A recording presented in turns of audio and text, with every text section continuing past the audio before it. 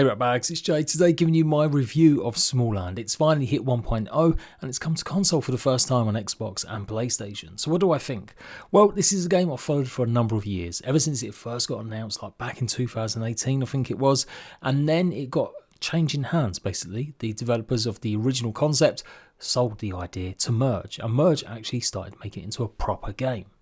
So I've been there every step of the way, and obviously when it went into early access I did plenty of guides and showcased the gameplay to you guys first. I've kept up to date with most of the updates as well, and yeah, I'm here today to talk about the 1.0 update and whether or not I think it's a good game for consoles. Okay, so what is Smalland? It's a co-op survival crafting game for 1 to 10 players where you have to survive against a plethora of bugs and insects as you follow the story of the Smallanders as you kind of emerge from the burrows of the earth and try and reclaim the land because humans have been wiped out long ago. Along the way you'll craft new armors, meet NPCs and be able to tame and ride certain creatures. It's got the usual crafting and base building in it, and that's about it. First off, Smalland doesn't really do anything new or different that so many other survival games have done in the past. At the moment on console, there's definitely a dearth of really good new survival games. So I think a lot of people are going to be really pleased with Smalland, especially if you like Ark and Conan, because despite its first appearances, it's nothing like grounded. Yes, you're small and you fight bugs, but honestly that's where the comparisons stop. Smalland is very much more like Ark and Conan in being much more sandbox. There are some cool things with Smalland. I particularly like the way that you can join your friend's world and take your whole base with you in these trees. There's 10 of them, and effectively for 1 to 10 players your friends can join your world and they bring their base with them as long as you've built in one of the trees.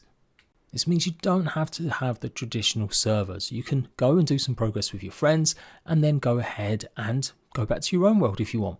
You will get experience without having to worry about a character not gaining anything. You can even take back resources, and it's just a great way to play. It's nothing new though. Fallout 76 has done this and other games to great effect, whether it be character transfer, but this certainly is something different where you can take your whole base.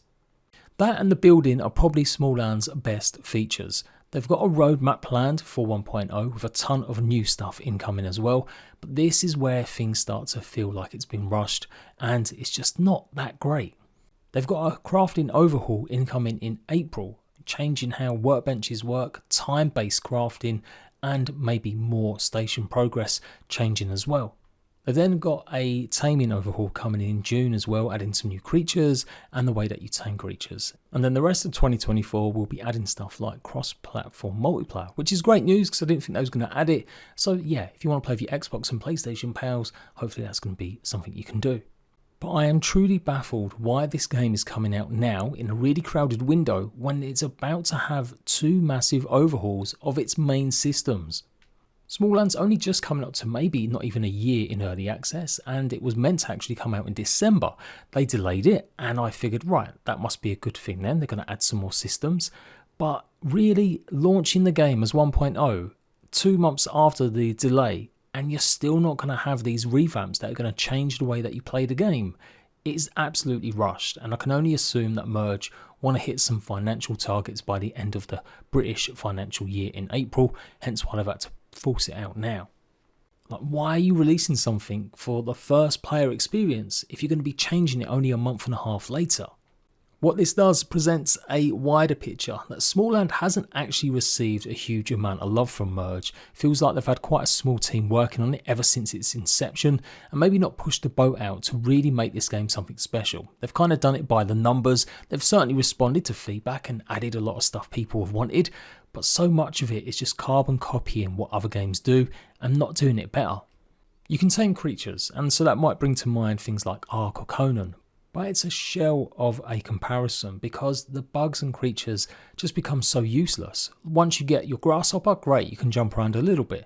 Then you get your gecko, and okay, he can move around, but a little bit derpy. And then you move on to things like spiders, eventually getting yourself maybe a hornet or even a blue tit.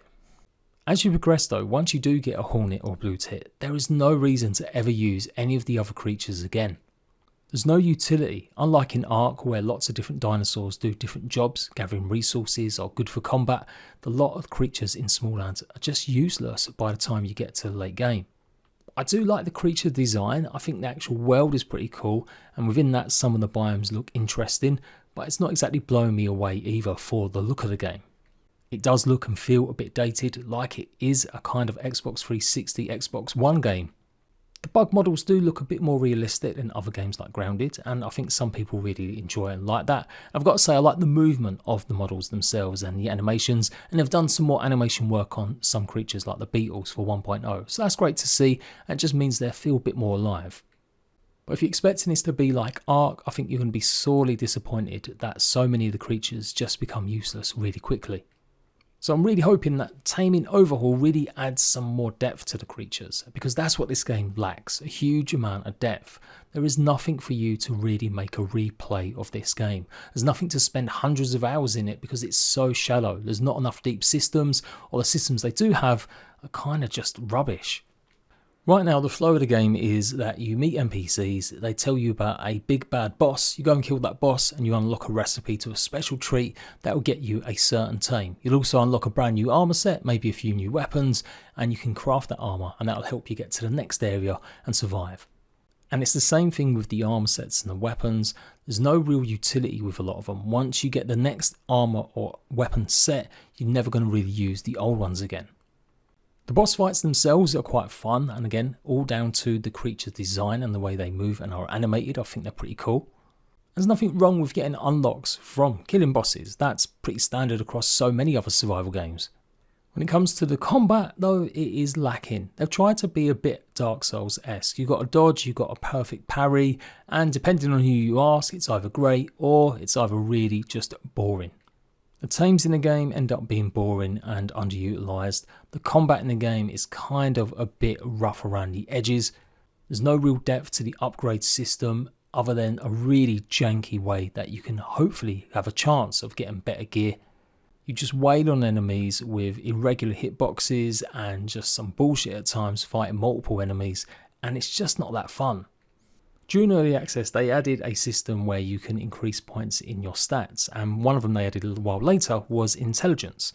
This intelligence is meant to boost your chance of getting a rare or maybe a legendary weapon when you craft it. When you dive into the stats though, it's not that great. It only gives you about a 25% chance of actually getting a weapon. And then when you've got that weapon, you have pretty much got to craft it over and over again to get that chance of getting that big percentage. So you're wasting a whole ton of your spec points where it could have gone into strength or health or stamina into something that's only going to give you a 25% chance of maybe giving you a slightly better hit in your weapons. It's a terrible, terrible system, and I can't understand why they didn't invest properly in being able to upgrade your weapons and the armors, because as I said, a lot of the armors become obsolete because the next set is going to give you more protection. The way it's meant to work is that some of these armors are good for specialist jobs like taking care of certain bugs because they're more resistant against edge damage or more resistant against blunt damage, and again some of the bugs will have various different buffs and negative effects with their attacks. It's an attempt to make things a little bit more interesting, but at the end of the day, as soon as you start realising it doesn't really matter, as long as you've got a decent armour set and you go on to the next one as soon as you can, it just means that everything becomes again useless. Once you've got the best endgame armours, you won't necessarily ever use any of the old ones. Now, some games have problems with this as well. It's not like it's the only game to have done it. But you kind of hit this with Smalland a lot earlier, that you just won't ever return to something to use. Thankfully, they did adjust and change stuff during early access, because originally there was only a few armor sets that you could use with wings, and then they added the ability that you could put wings on any armor set. So this was a great win, as you really do need a set of wings to really survive, as the full damage on its base settings is just infuriating. But yeah, I do think it needed deeper systems with the crafting at 1.0, not coming in a month and a half.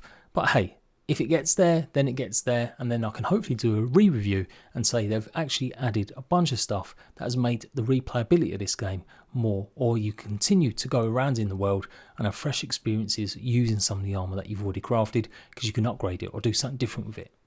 It's a huge focus of the game. That's literally how you progress, is getting these armour sets. And to me, it's just underwhelming, and I still just can't get over this roadmap. I think console fans will be looking going, no, I'm enjoying the game, it's going to be good. But I promise you, once you get past this 10-12 hour slog, you start realising what a grind it is to get certain resources, and that none of the creatures that you tame are going to help you. They're literally all there just to traverse and get across the map a bit quicker. You start to realise how shallow Smalland actually is. The one ray of light has been the building. I do think Smalland's got one of the better building systems in survival games. It's fairly basic when you look at it. It's a tile set where you can place it, but you can rotate all of the pieces on all sorts of different axes. So you can create and customise and make some crazy looking stuff with lots of big orbs and circles and stuff. The tile sets are nice themselves. I quite like the differences between stone and the grass and eventually getting up to metal. The decor is a little bit twee, but there's new factional rewards that you can complete these world events and hopefully gain some faction points to spend on more decor. But so much of the base building relies on gathering lots of resources like a good traditional survival game will have, but it's just too grindy. It's just boring as hell going and getting the same resources because you've got no way to speed that process up other than some arbitrary maybe skill increase by increasing your faction standing. With the right faction you can increase maybe 25% extra damage against a resource, so it'll do it a little bit quicker. On top of all that, there's no creative mode. They've added a peaceful mode so bugs won't attack you unless you attack them. But to not have a creative mode in 1.0 for a survival game nowadays, that's almost sacrilege.